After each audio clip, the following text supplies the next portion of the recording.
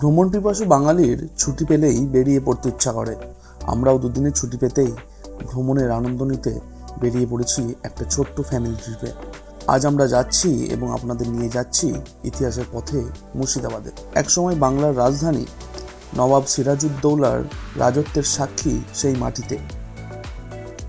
উত্থান পতন, হিংসা, হত্যা, কত রক্তাক্ত ইতিহাসের সাক্ষী এই মুর্শিদাবাদ। আমরা এই ট্রিপে ঘুরবো মুর্শিদাবাদের ইতিহাস, স্থাপত্য আর স্থানীয় জীবনের রন্ধ্রে রন্ধ্রে। আমার বাড়ি থেকে মুর্শিদাবাদ বাই রোড প্রায় 150 কিলোমিটার রাস্তা। আমরা বেরিয়েছি সকাল 5:45, তাই রাস্তায় একটা ছোট্ট চা বিরতি তো প্রয়োজন ছিলই, তাই দাঁড়ানো।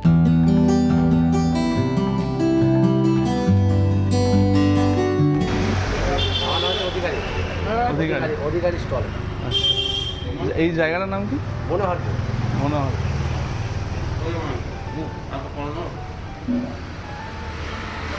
গান্ধী মনোহরপুর। আমাদের এখানে খাবার দাবার খুব ভালো হয়। এই যে জায়গাটা দেখছেন, এটা ওই চায়ের দোকানের পাশেই। কিন্তু বিশ্বাস করুন, এই ক্যাফেটা প্রথমে লক্ষ্যই করিনি। চা খাওয়ার পর আমি ফ্যামিলি নিয়ে এই ক্যাফেতে ঢুকি টিফিন খাওয়ার জন্য। অর্ডার দিয়েছিলাম স্যান্ডউইচ, কফি এবং লস্যি।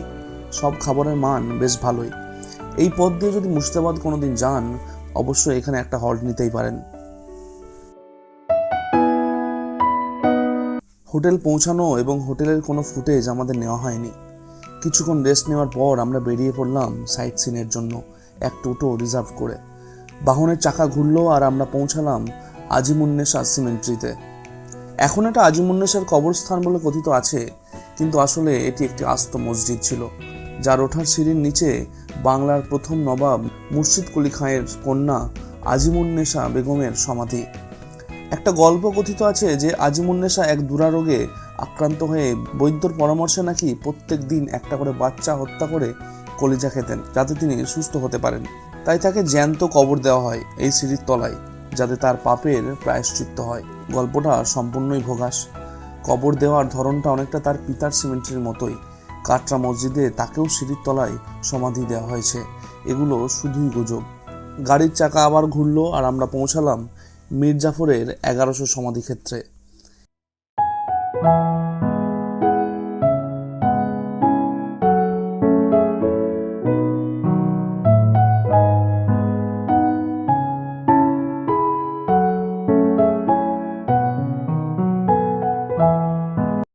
এখানে ঘুমিয়ে আছেন মীর জাফর আলী খান, যিনি একসময় বাংলার নবাব ছিলেন, কিন্তু ইতিহাস তাকে মনে রেখেছে বিশ্বাসঘাতক হিসাবে। চারপাশে শতাধিক পুরনো কবর, সময়ের ক্ষয় আর নিস্তব্ধতার আবরণে ঢাকা এই জায়গা যেন ইতিহাসের এক নীরব সাক্ষী। এই সমাধিক্ষেত্রে শুধু মীর জাফর নন, সমাহিত আছেন তার বংশধরেরাও। লোকাল মানুষজনের থেকে জানতে পেলাম এখনও তার ফ্যামিলির লোকজন সমাহিত হন এই কবরস্থানেই। মসজিদের ধ্বংসাবশেষ, পাথরের ফলকে খোদাই করা নাম আর হালকা হাওয়ার ঝাপটা যেন মনে করিয়ে দেয় ক্ষমতার খেলা শেষ হয়, কিন্তু ইতিহাসের বিচার থেকে কেউ রেহাই পায় না।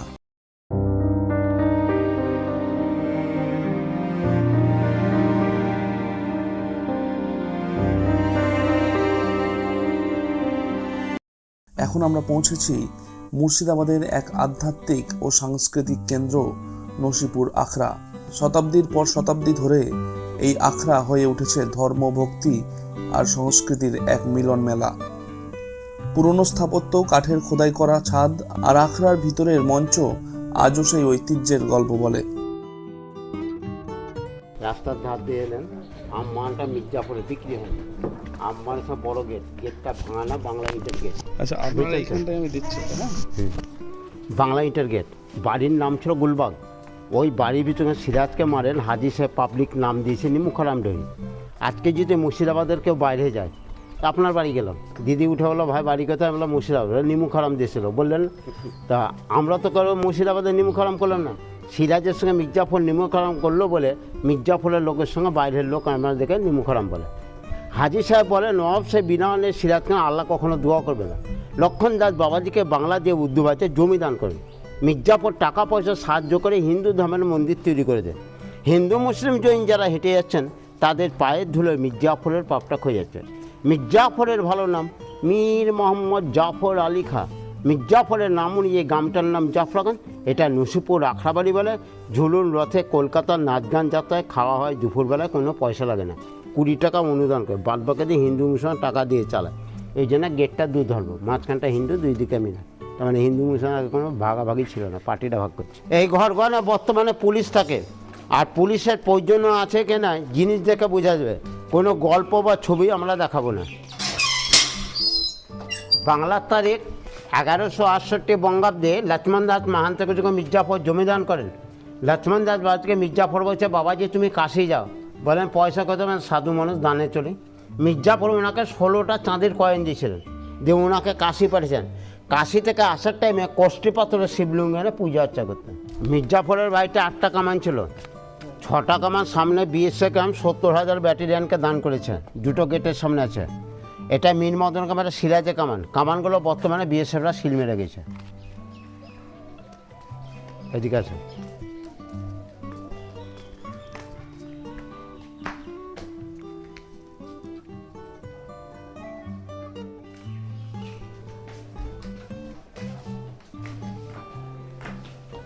চারশো বছর আমার নানা থেকে চাবুক মেরে সারা বিশ্বে ইংরেজরা পিটিয়ে নীলের চাষ করতো। নীলকর নীল দিয়ে কী হয়, নীল দিয়ে ইংরেজরা যুদ্ধের ভারত থেকে ফরেনে ব্যবসা করতো।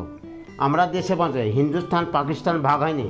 বাংলাদেশের রংপুর থেকে সিরাজদৌল্লা নৌকোই করে চাল গমেরা গরিব মাকে দান করতেন। আগে নানারা বলতো বজ্রা আসছে বজ্রা, বড় বড় নৌকোকে বজ্রা বলতো। সেই বজ্রার নৌকো লঙ্গর দেখলেন, তখনকার দিনে জল ঝড় সৃষ্টি হয়নি।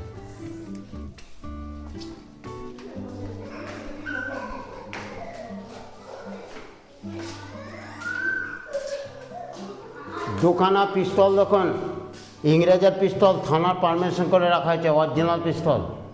এটা সিসি ক্যামেরা, সূর্যের তাপে সিসি ক্যামেরা চলতো, এখন দেখুন ইলেকট্রিকে চলছে। আপনাদের বাড়িতে আগে লম্ফ ছিল, উপরে কেরাসিন বেঁকিয়ে যেত, লম্ফটার দাম 6 পয়সা। লম্ফটা আছে আয়কা মানুষ 7-8 অবধি পড়লে যে কোনো দরখাস্ত লিখতে পারতো। এখন MA পাস BA পাস সেরাকে দরখাস্ত লিখতে পারে না। নানির কপির দাম আছে। সিরাজদৌল্লার পাখা কেরাসিনে ঘুরত, খাপটি বেতাকে আসে না, বাষ্প মতন ঘুরত। ইংরেজ লর্ড গরিব মানুষকে পিটিয়ে নিলে বদমাস লোকের ছবি। নবাব রাজা বৈশাখ গরিব মানুষ দেখে চাল গম দান করতেন, কাউটি বাঁধা চেয়ার না।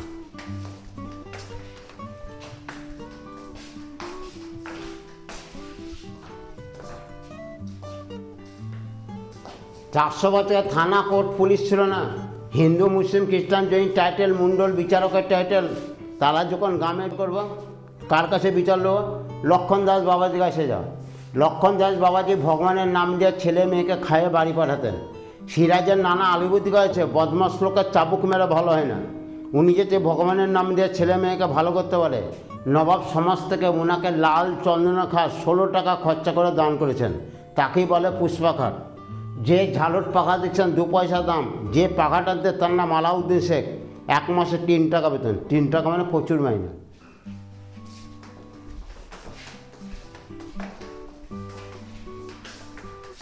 কৃষ্ণের বডিতে রাধা, বডি একটাই, মাথা দুটো, একই অঙ্গে দুটো রূপ। লখনৌতে নাচ করে 1 লক্ষ টাকা পেয়েছেন, গরিব মানুষকে বিতরণ করতেন। ওনার রাজমহল হচ্ছে রাজস্থান কোটার মারে, ওখানে ঢুকতে 200 টাকার টিকিট, নাচ করলে 200 টাকার টিকিট। সেন্ট্রাল গভর্নমেন্টের আন্ডারে আছে, আমি বাড়ি দেখে এসেছি ভালো।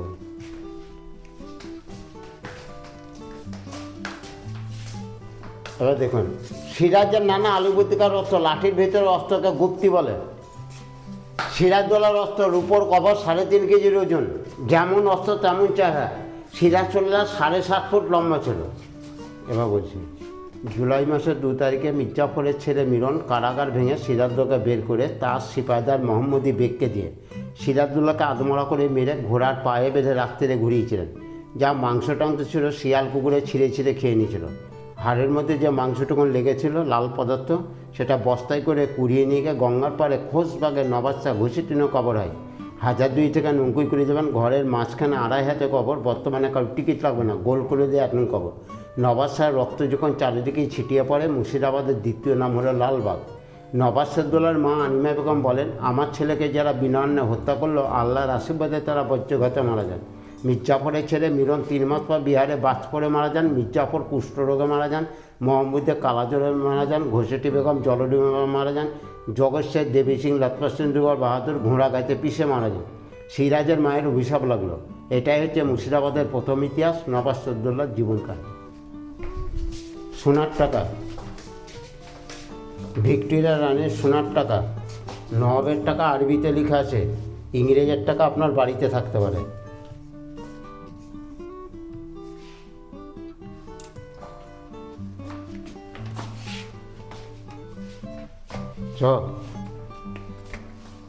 এবার এদিকে সিরাজকে যে মির্জাফর বন্দি করে বাংলাদেশ পালিয়েছিলেন, তালা তো বাজারে বিক্রি হয় না। কাঁকড়া বিষা তালা, চাবি তালা, উঁট তালা, বোমতা, ঘোড়ার চাকু তালা, তালাগুলো মাঝে মাঝে নারকেল দিয়ে দেওয়া হয়, খারাপ হয়নি।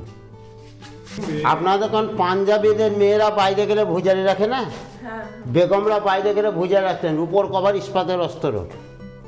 এবার দেখুন আপনার বিদেশে গেলে সরকার ভিসা তৈরি করে না কাগজের, নবাব রাজাদের ভিসা সোনার বুকে লাগাতেন।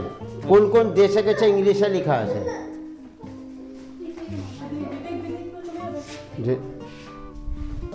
এটা হচ্ছে নাইট গার্ডের অস্ত্র, নবাবের অস্ত্র একটাই আছে, সিরাজের মারার অস্ত্র। এই অস্ত্র জগৎসেটের বাড়িতে অনেক দেবেন, জং ধরা অস্ত্র। এদিকে তখনকার দিনে ডাক্তার ছিল না, কবিরাজরা ঠুকে ঠুকে ওষুধ দান করতেন। 71 সালে দাদুরা নানারা লাল রঙের গোলাপি অংশ কবিরাজের কাছ থেকে নিয়ে যেতেন। মহরমের টাইমে সোনার বাতি জ্বালানো হতো, রূপোর উপরে সোনার জল করা। সেখানে প্রথম মহরমের দিন মির্জাফরের বাড়িতে জ্বালিয়েছিল। 400 বছর গরিবদেরকে রান্না করে খাওয়ানো হতো। এখন যেটা খাওয়ানো হয় সেটা মির্জাফরের বাড়িতে রাখা আছে। এই বাসন দিল্লি, কলকাতা, রাজস্থান থেকে নবাবরা হাতির পিঠে উঠে পিঠে করে রেখেছিল। যে নদীতে গঙ্গায় ভাসিয়ে দেওয়া, এখন উঠিয়ে নেয়, উঠিয়ে নেয়, কিছুদিন গেলে উঠিয়ে নেয় আর ছাড়েন।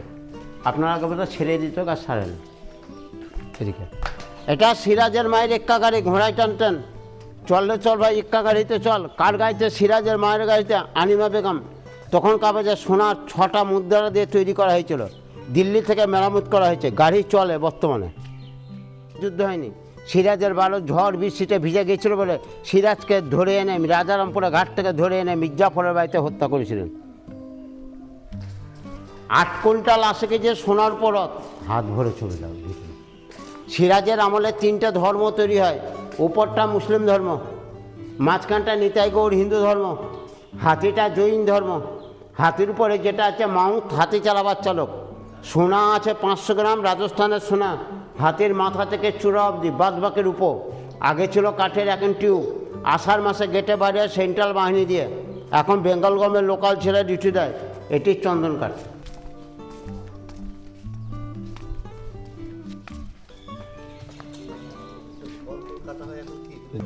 আমাদের দেশে কোনো গাড়ি ছিল না, দেশে ছিল ঘোড়া, পালকি, গরুর গাড়ি। গাড়ি তো উড়ে আসেনি। 18 থেকে 1947 সালে ইস্ট ইন্ডিয়া কোম্পানি ভারতবর্ষের মধ্যে প্রথম আসেন। হাসান আলী নবাব মির্জাফরের বংশের একটা পা ছিল না। তাহার দুঃখ কষ্ট দেখে ইংরেজরা হাসান আলী নবাবকে এটা গিফট করে। হাসান আলী নবাব মারা গেলে লক্ষণদার সেকেন্ড হ্যান্ড গাড়ি চাঁদের 8 টাকা না, গাড়ি হচ্ছে 80 টাকা। গাড়িটা কোনো ডিজেল পেট্রোল চয় না, কেরাসিনের মাধ্যমে হ্যান্ডেল মেরে চাওয়া হতো। স্বাধীনতার পরে ইংরেজরা গিফট করে পাই যান, গিফটের গাড়ি। এবার ভিতরে মন্দির আছে, জগন্নাথের, রামচন্দ্র, রাধাকৃষ্ণ দেবের মন্দির।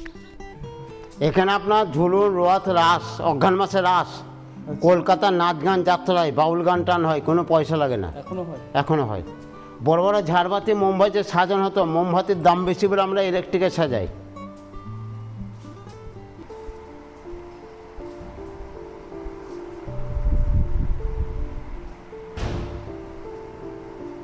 দরজাটা দেখুন চাঁদের, দেখতে পেয়েছেন? দুপাল্লা আছে। সিংহাসন চাঁদির, চাঁদোয়া চাঁদির। উপরে কলসটা সোনার, দুইদিকে তামা কাল হয়ে গেছে। রাম লক্ষ্মণ সীতা সোনার, রাধাকৃষ্ণ সোনার, জগন্নাথ সোনার। আর উপরে মসজিদ, নিচে মন্দির। ওখান থেকে সোনার রাধাকৃষ্ণকে দোল খেলানো হয়, দড়ি বেঁধে টানে। কৃষ্ণের 108টি শোকে চন্দন কাটেন। একে বলে বৃন্দাবনের ঝুলন বলে। অঘ্রাণ মাসে এখানে রাত সাজানো হবে। হ্যাঁ হ্যাঁ, ওই রাত্রিরে গান বাজনা হয়, তখন পয়সা লাগে না। আপনার 5টা থেকে কাউকে পয়সা দেওয়া হবে না, তখন গান বাজনা আরম্ভ হয়, পয়সা লাগে না। এ তো মন্দির চালাবার জন্য নেওয়া হয়, টিকিট না।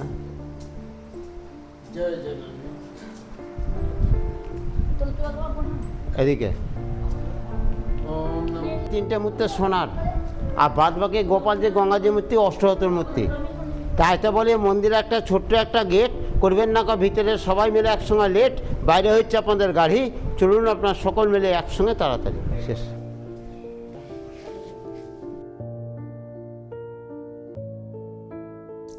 এরপর আমরা এসে পৌঁছালাম নসিপুর রাজবাড়ি। বর্তমানে যেটি প্রাসাদসম দাঁড়িয়ে আছে, এর প্রতিষ্ঠাতা কিন্তু কীর্তিচাঁদ। যদিও এর আগে অন্য একটি প্রাসাদ ছিল, এটি ছিল কোর্টরুম।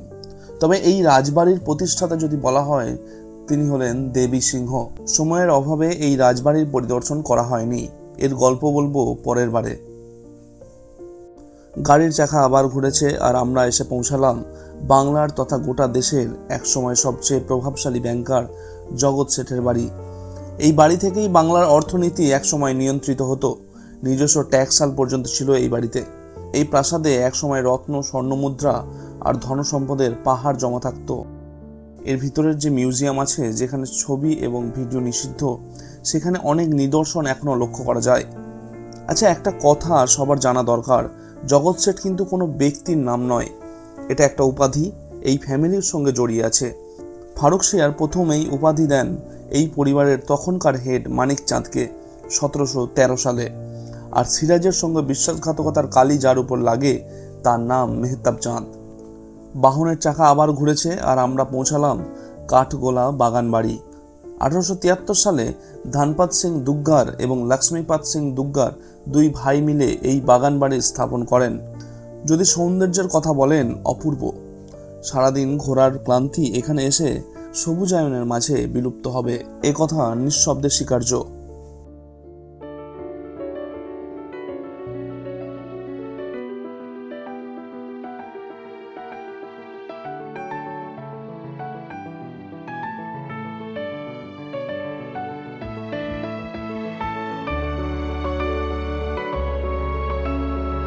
গোলাপের বাগান বাড়ি। এই বাগান বাড়ি তৈরি হচ্ছে 135 বিঘে জমির ওপর। বাগান বাড়ি তৈরি করান, বাম দিকে একটি ঘোড়াই চড়া মূর্তি দেখতে পাচ্ছেন, ওনার নাম রাই বাহাদুর লক্ষ্মীপত সিং দুগ্গর। উনি 1870 খ্রিস্টাব্দে রাজস্থান জয়পুর থেকে বিজনেস পারপাসে মুর্শিদাবাদে আসেন। সে সময়ে ইংরেজ পিরিয়ডে 7th নবাব ছিলেন মীর জাফরের ছেলে হাসান আলী মির্জা। নবাব হাসান আলী মির্জার কাছ থেকে 155 বছর আগে 1200 টাকা দিয়ে 135 বিঘে জমি 999 বছরের জন্য লিজ পারপাসে নেন লক্ষ্মীপত সিং দুগ্গর। ফার্স্ট এখানে শো করেন কাঠের বিজনেস, নেক্সট টাইমে 135 বিঘে জমির ওপর কালো গোলাপের চাষ। সে সময়ে জায়গাটার নাম দেন কাঠগোলাপের বাগানবাড়ি। প্রেজেন্ট এখানে কাঠের ক নেই, কালো গোলাপের আর পনে এমনি গোলাপ কিছু রয়েছে, নামটা পরিবর্তন হয়ে গেছে কাঠগোলাপ থেকে কাঠগোলা বাগান।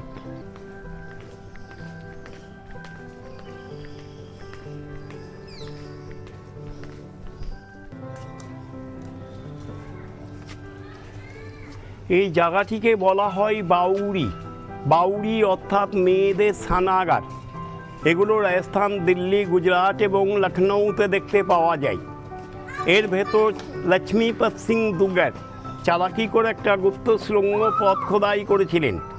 এই জায়গাটা থেকে উত্তর পশ্চিম অ্যাঙ্গেলে 1.5 কিলোমিটার জগৎ শেঠের অরিজিনাল বাড়ির সঙ্গে অ্যাডজাস্ট। লক্ষ্মীপত সিং দুগ্গর রাজস্থান থেকে হীরাপান্না মণিমুক্ত নিয়ে আসতেন ব্রিটিশ সরকারকে ট্যাক্স ফাঁকি দেওয়ার জন্য। এই গুপ্ত সুড়ঙ্গ পথের সাহায্যে শুকনো পথে পায়ে হেঁটে গিয়ে জগৎ শেঠের বাড়ি গিয়ে জগৎ শেঠকে হ্যান্ডওভার করে আসতেন। ভাগীরথী নদীতে একবার ভয়ানক বন্যা হয়, সে বন্যায় জগৎ শেঠের অরিজিনাল বাড়ি পুরোটা ভাগীরথী নদীতে লিপ্ত হয়ে যায়।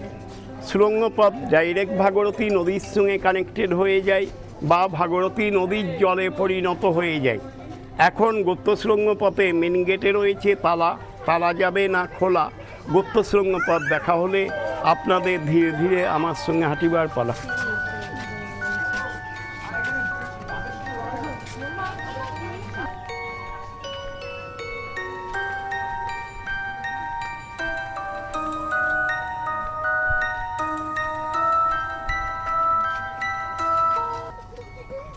সামনে যে মূর্তিটা দেখতে পাচ্ছেন ইনি হচ্ছেন সে সময়ে নামকরা একজন অয়েল পেন্টার। এনার নাম হচ্ছে world famous oil painter Italian man Michael Angelo. Michael Angelo হাতে আঁকা দুটো অয়েল পেন্টিং হাজারদুয়ারি নবাব প্যালেসের ভিতর রয়েছে, যার প্রেজেন্ট ভ্যালুয়েশন ইন্ডিয়ান মানি 3,50,00,000 টাকা। সে সময়ে মাইকেল অ্যাঞ্জেলোকে দিয়ে ইতালিতে বেশ কিছু ভ্যালুল অয়েল পেন্টিং করিয়ে নিয়ে অবশেষ মাইকেল অ্যাঞ্জেলোর ডান হাতের 5টা আঙুল কেটে নিয়েছিলেন ইতালির রাজা। মাইকেল অ্যাঞ্জেলো ইতালিতে যে অয়েল পেন্টিংগুলো করে ফেলেছিলেন অন্য কোনো জায়গায় যেন আবার অয়েল পেন্টিংগুলো না করতে পারে।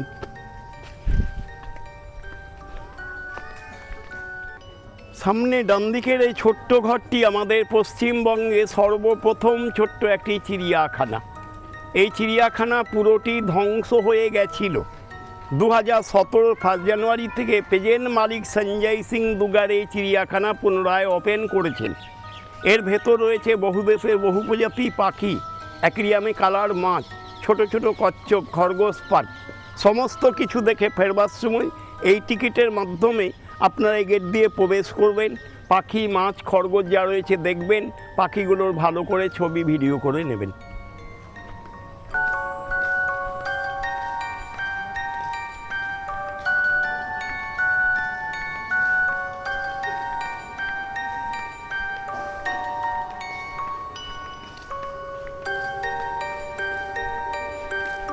আমাদের সামনের এই বিল্ডিংটিকে বলা হয় কাঠগোলা প্যালেস মিউজিয়াম। এই প্যালেস মিউজিয়াম আপনারা নিজেদের বাড়িতে বসে অনেকগুলো বাংলা সিনেমা সিরিয়ালের মাধ্যমে দেখতে পারেন। যেমন অঙ্কুচের বাংলা সিনেমা বলো দুর্গা মাই কি জয়, যিশু সেনগুপ্তর বাংলা সিনেমায় এক যে ছিল রাজা, এই বাড়িটাকে বাংলাদেশের ভাওয়াল রাজার বাড়ি দেখানো হয়েছে। একেন বাবুর থার্ড প্লট। এবারে সিরিয়াল হচ্ছে বেহুলা, বেহুলা সিরিয়ালে চাঁদ সদাগরের বাড়ি। প্রফুল্ল সিরিয়ালে বজস্বরের বাড়ি। খনার বচন, মহাপীঠ তারাপীঠ, আমি সিরাজের বেগম। এখন রিসেন্ট একটা সিরিয়াল দেখাচ্ছে রানী ভবানী। সব শুটিংগুলো এখানে। প্রতিটি সিনেমা সিরিয়ালে বিল্ডিংটিকে দেখানো হয় কাঠগোলা প্যালেস মিউজিয়াম। এবারে আমরা প্যালেস মিউজিয়ামে ইনসাইডে প্রবেশ করব। ইনসাইডে কোনো ক্যামেরা ভিডিও করা যাবে না।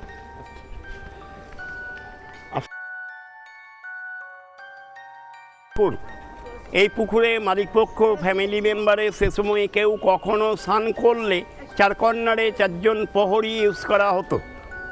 এই পুকুরে মালিকপক্ষরা সে সময়ে বেশ কিছু বড় বড় রুই কাতলা মাছ পুষতেন। এক একটা মাছের ওয়েট 20-25 কিলো অবধি। যে মাছগুলোকে প্রতিদিন মালিকরা নিজেদের হাতে মাছকে খাওয়াতেন, ওটাই মালিকদের এনজয়। এরা মাছ পুষতেন, মাছ খাওয়াতেন। মাছ যতদিন জীবিত থাকবে পুকুরে থাকবে, মারা গেলে তুলে নিয়ে মাটি খুঁড়ে মাছের সমাধি দিয়ে দেবে। এরা জৈন, নিজেরা আমিষ খান না, কারো আমিষ খেতে দেন না। এই বাগানবাড়িতে টোটালি আমিষ খাওয়া নিষিদ্ধ। প্রেজেন্টে রুই কাতলা মাছগুলো এখানে নেই। এখন লাল লাল গোল্ড ফিশগুলো দেখতে পাচ্ছেন। এই মাছগুলো মালিকপক্ষরাই ছাড়েন, মারেন না, মারতে দেন না। মাছ নিয়ে এখন অবধি কোনো বিজনেস করেন না। সিস্টেম একই, মাছ যতদিন জীবিত থাকবে পুকুরে থাকবে, মারা গেলে তুলে নিয়ে বাগানবাড়ির যে কোনো জায়গায় মাটি খুঁড়ে পুঁতে দেবে। এই মাছগুলোকে বলা হয় জাপানি কই ফিশ। ডান দিকে ইয়েলো কালারের লম্বা ঘরটি পুরোটি ছিল সে সময়ে মালিকদের রান্নাঘর। এটিকে বছর 6 আগে পুরোটা মেনটেন্স করে পুরো রুমগুলো এসি রুম করে রাখা রয়েছে।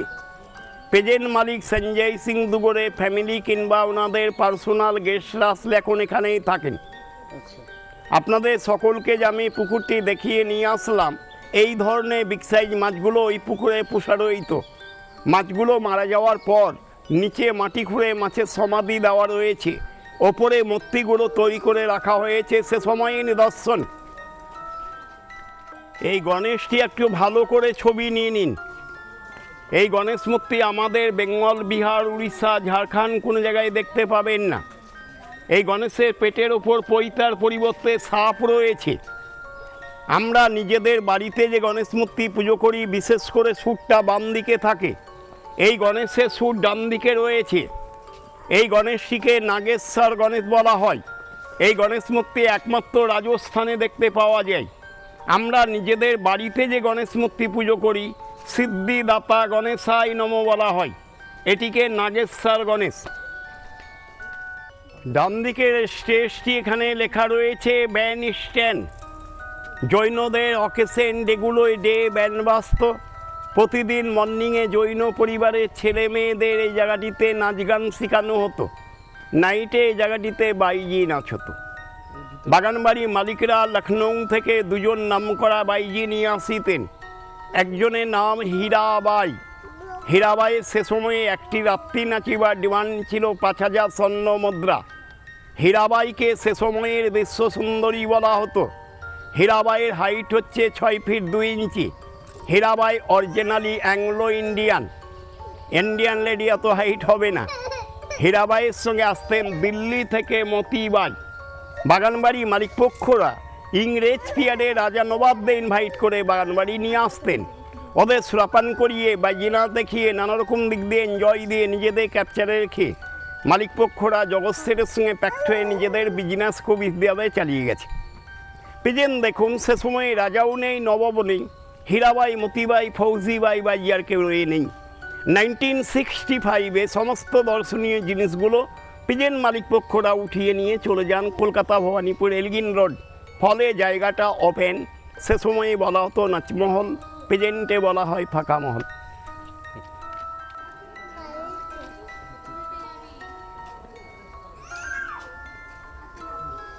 সামনে বাম দিকে এই বাড়িটি প্রেজেন্ট মালিক এখন যারা জীবিত রয়েছেন ওনাদের গুরুদেব আসলে গুরুদেবের থাকবার বাড়ি। জৈনরা ওদের গুরুদেবকে দাদাজি বলেন। সামনে প্লেটে লেখা রয়েছে দাদা বাড়ি। জৈনদের দুটো সম্প্রদায়, দিগম্বর শ্বেতাম্বর। এরা হচ্ছেন শ্বেতাম্বর জৈন। এদের গুরুদেবরা আসেন সাদা বস্ত্র পরে। যারা দিগম্বর জৈন ওদের গুরুদেব আসেন পুরোটাই উলঙ্গ, যাদের ন্যাংটো সাধু বলা হয়। দুপাশে দুটো মূর্তি রয়েছে, হোয়াইটটি শ্বেত ভৈরব, সামনে ব্ল্যাক কালারটি কাল ভৈরব।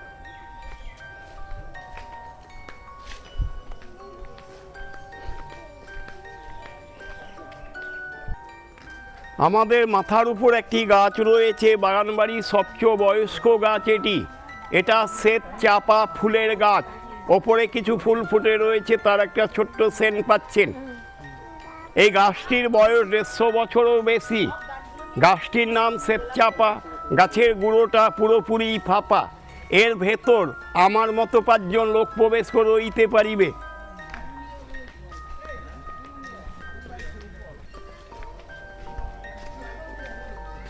গাছের আসল কাণ্ডটা নেই, অনেক আগে ভেঙে নষ্ট হয়ে গেছে। এর ভেতর জল প্রবেশ করে মূল কাঠগুলো পচে শেষ হয়ে গেছে। 3টে পাট হয়ে গাছটা দাঁড়িয়ে রয়েছিল। একটা পাট বছর 20 আগে পড়ে গেছে, তবুও জীবিত রয়েছে। এই একটি শ্বেত চাপায় গাছের ফুলগুলো হোয়াইট, পাশে ছোট গাছগুলো স্বর্ণ চাপায় গাছের ফুলগুলো গোল্ডেন কালার।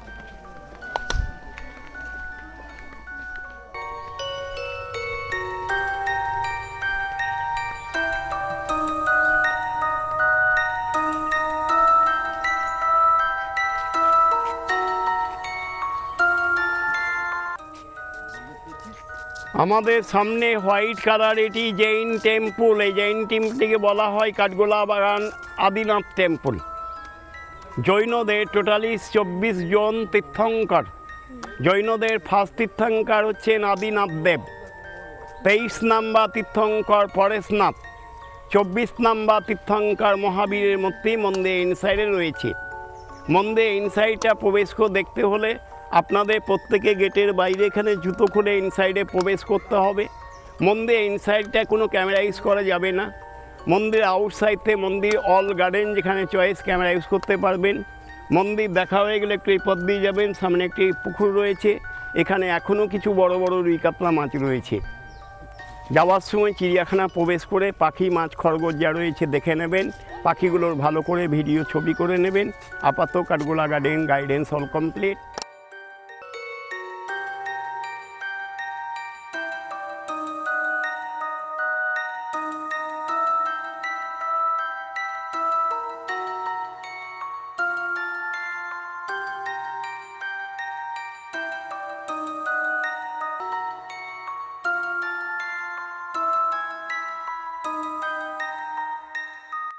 আমাদের শেষ গন্তব্য ছিল মতিঝিল পার্ক। মতিঝিল পার্ক এখন যেখানে অবস্থিত তার শেষ প্রান্তে ছিল ঘসিটি বেগমের প্রাসাদ মতিঝিল প্যালেস, যা বর্তমানে বিলুপ্ত হয়েছে। আমরা যখন মতিঝিল পার্কে পৌঁছাই তখন প্রায় সন্ধে 8টা বাজে, তাই কার্যতই ঘুরে দেখা বা ভিডিও করা কিছুই হয়নি। এর গল্পও পরের বারের জন্য তোলা থাকলো। আমাদের মুর্শিদাবাদ ভ্রমণের 2টি পর্বের প্রথম পর্ব এখানেই শেষ হলো। কেমন লাগলো কমেন্টে অবশ্যই জানাবেন। যদি ভালো লাগে চ্যানেলটি সাবস্ক্রাইব করে বেল আইকনটি প্রেস করবেন, তাহলে নতুন ভিডিও নোটিফিকেশন সহজেই পাবেন। দেখা হচ্ছে আপনাদের সঙ্গে পরের পর্বে। আপনাদের দিন শুভ হোক।